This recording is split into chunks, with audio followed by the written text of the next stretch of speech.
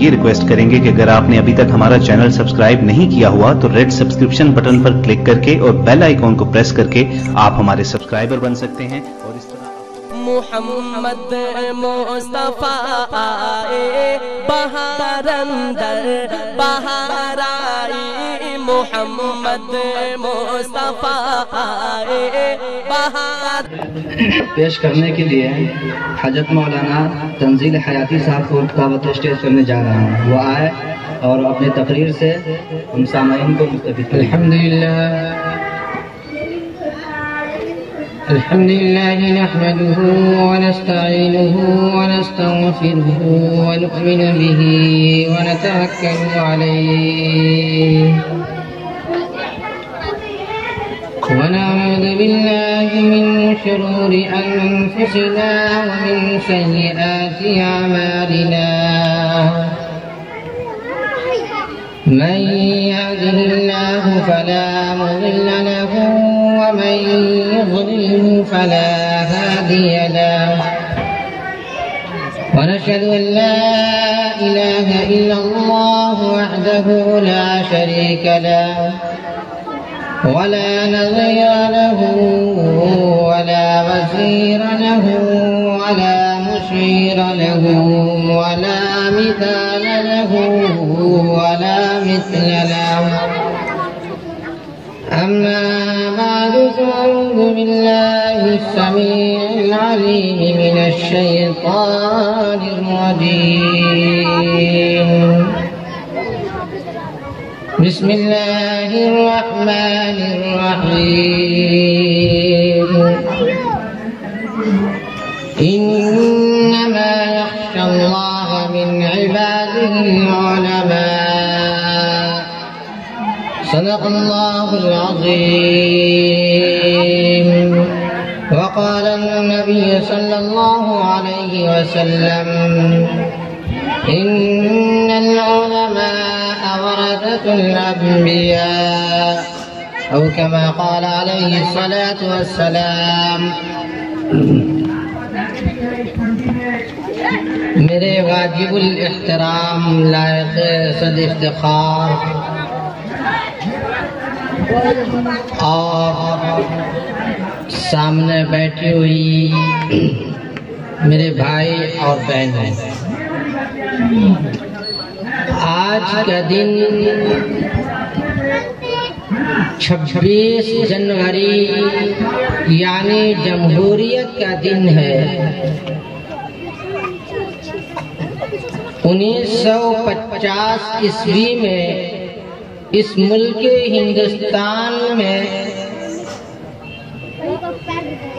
قانون نافذ کیا گیا اور اس قانون کا نام دستور العمل میں لایا گیا. وقت کی قلت کی وجہ سے میں اپنی بات کو مختصر عرض کرنا چاہتا ہوں.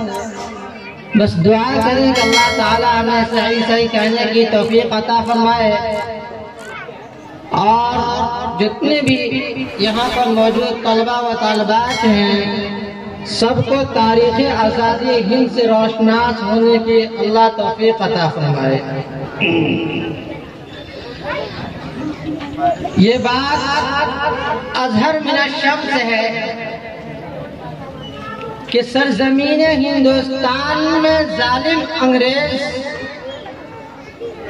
سن 1600 عیسوی میں آیا اور سن 1600 عیسوی میں ایسٹ انڈیا کمپنی کے نام سے ایک کمپنی باضابطہ باقاعدہ کولکاتہ کی سرزمین یعنی بنگال صوبہ بنگال میں شروع کیا اور آہستہ آہستہ 1775 کے اندر 1775 کے اندر پورے بر صغیر ہند و پاک میں انگریز عیسائیوں نے اپنی عیسائیت کی تبلیغ علی الاعلان شروع کر دیا. چنانچہ 1856 کے اندر جب علماء کرام کو اس کا علم میٹنگ قائم کی اور اس میٹنگ کے اندر حجت الاسلام امام قاسم نانوتوی علیہ الرحمہ نے کہا کہ ظالم انگریز ہمارے سروں پر ہے. چنانچہ اس میٹنگ کے اندر ایک برا شخص تھا، وہ کہنے لگا کہ حضرت ہمارے پاس نہ ساز و سامان ہے، نہ ہی ہتھیار ہے، نہ ہی نیزہ و کمان ہے، ہم ان کا مقابلہ کیسے کر سکتے ہیں؟ چنانچہ حجت الاسلام امام قاسم النانوتوی علیہ الرحمہ نے فرمایا کیا ہم غازیان بدر سے بھی کم ہیں؟ ہمیں اور آپ کو معلوم ہونی چاہیے کہ جنگ بدر کے اندر صرف مسلمانوں کی تعداد 313 اور کفار و مشرکین کی تعداد 1000 افراد پر مشتمل تھی، لیکن اللہ تبارک و تعالی نے مسلمانوں کو فتح یابی عطا فرمائی.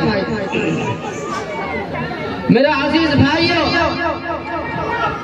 1857 کی جنگ آزادی کے اندر 2 محاذ بنائے گئے. ایک محاذ امبالہ پر جس کی قیادت مولانا جعفر تھانیسری علیہ الرحمہ کے ہاتھ تھی. دوسرا محاذ شاملی کے میدان جن کی قیادت حضرت حاجی امداد اللہ مہاجر مکی علیہ الرحمہ کے پاس تھی.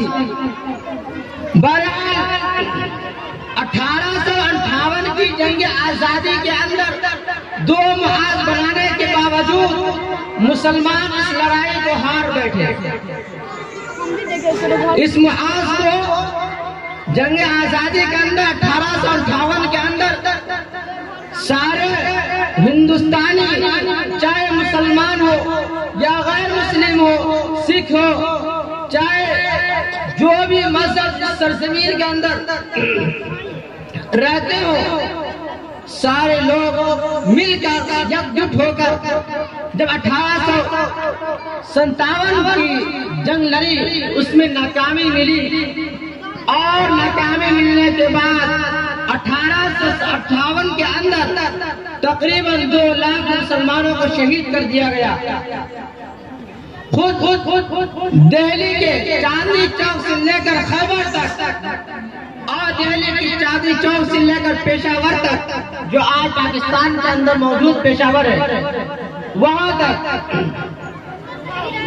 کوئی بھی ایسا درخت باقی نہ رہا جہاں پر علماء کرام کی گردنیں نہ لٹکائی گئی ہو. اور آج ہندوستان کی دہلی کی انڈیا گیٹ کے اوپر یہاں کے سب سے بڑے تاریخ داں آج ہانی سنگھ صاحب فرماتے ہیں کہ دہلی کے انڈیا گیٹ کے اوپر تقریباً 95,300 افراد مجاہدین آزادی کا نام درج کیا گیا ہے. 95,300 افراد مجاہدین آزادی کا نام درج کیا گیا ہے، جس میں سے 61,945 صرف مسلمان ہیں. میرا عزیز بھائیوں، اس تاریخ کو ذہن میں رکھ کر اپنے ذہن کے اندر پیوست کریں کہ مسلمانوں نے اس سرزمین پر کتنی قربانی دی.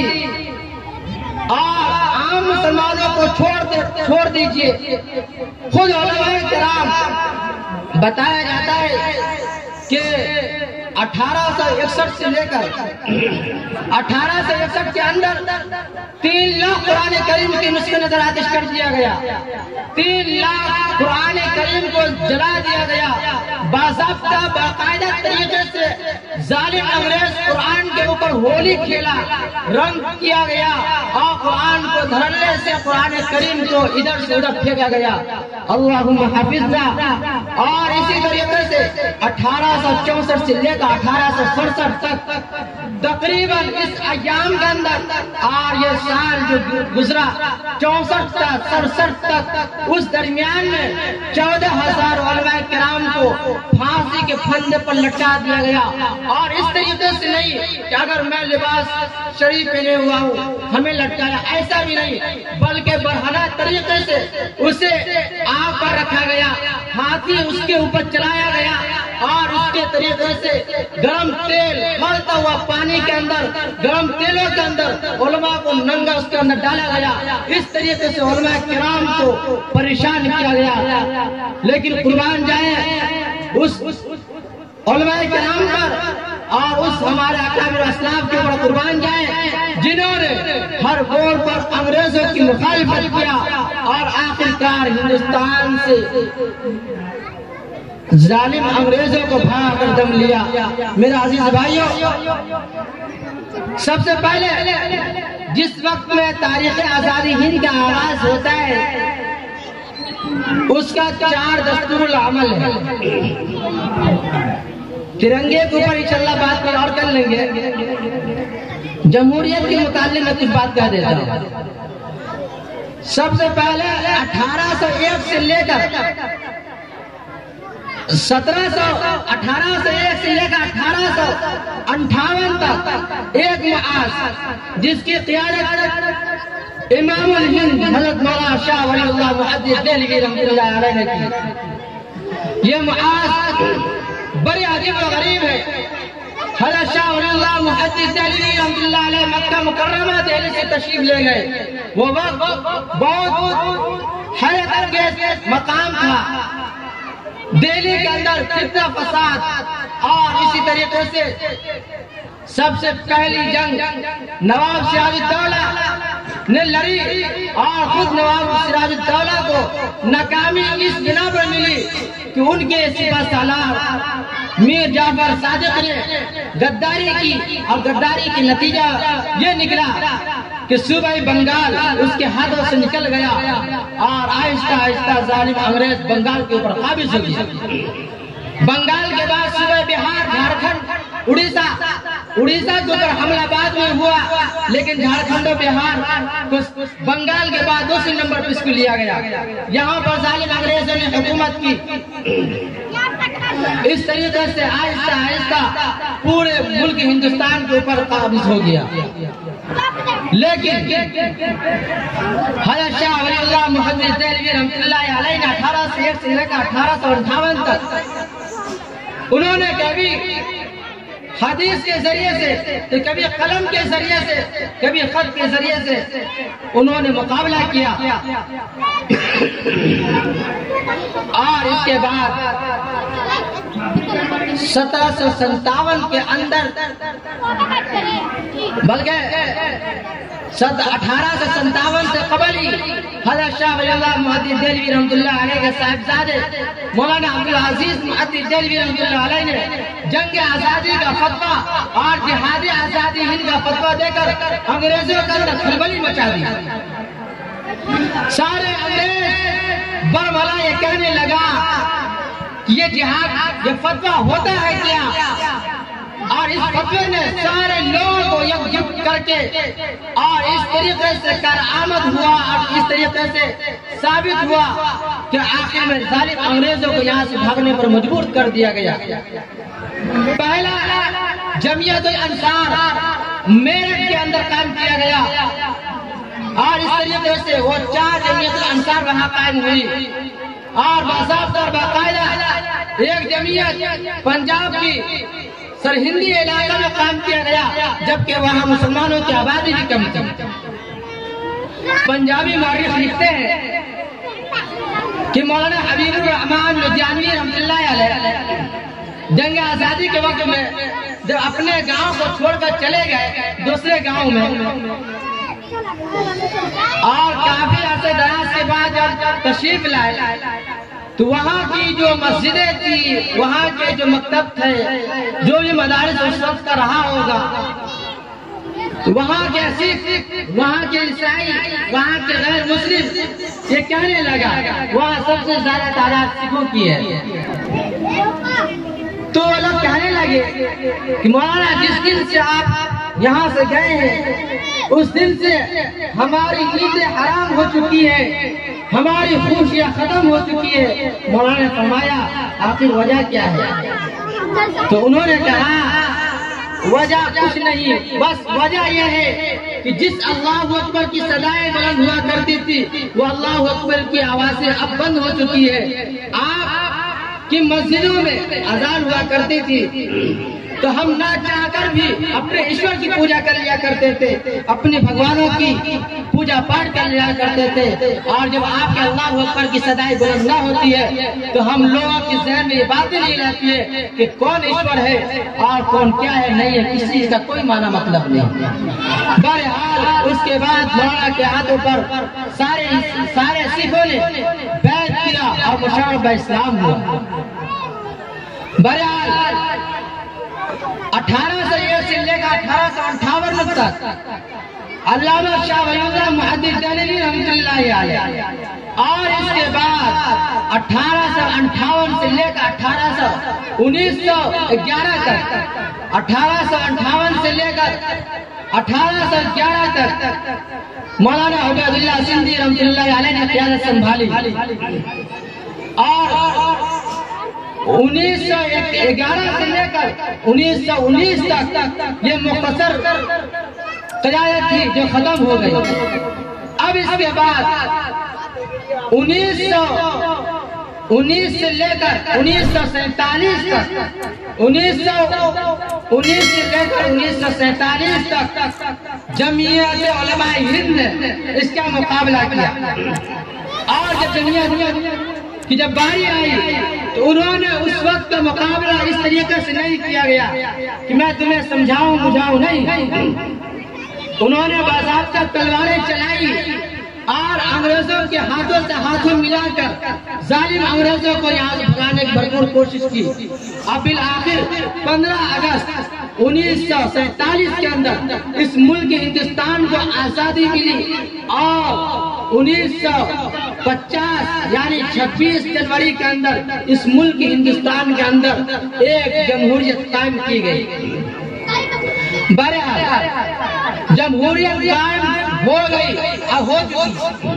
1950 کے بعد چند سالوں کے بعد یہ واویلا مچا، یہ شور، یہ ہنگامہ یہ برپا ہوا کہ ہندوستان کے اندر ذاتی پاتی یہ ساری مذہب قیادت ساری چیزیں ہونا شروع ہو گیا۔ مہاتما گاندھی جس کو مولانا عبد الباری فرنگی محلی علی الرحمہ نے مہاتما سے مہاتما گاندھی کا لقب دیا، ان کے خلاف بھی آوازیں اٹھائی گئی۔ انہوں نے کہا، ان کا جو حواری، ان کے جو مشیروں جو تھے، انہوں نے کہا کہ اس ہندوستان کو اس نہضت پر لے کر جایا جائے۔ مہاتما گاندھی، اور آپ کے ذہن میں ہوگا ڈاکٹر جواہر لال نہرو، جسے پنڈت جواہر لال نہرو کہتے ہیں، اور ڈاکٹر امبیڈکر جس کا پورا نام ڈاکٹر بھیم راؤ امبیڈکر، اور اس طریقے سے نہرو وغیرہ بھی اس زمانے میں تھے۔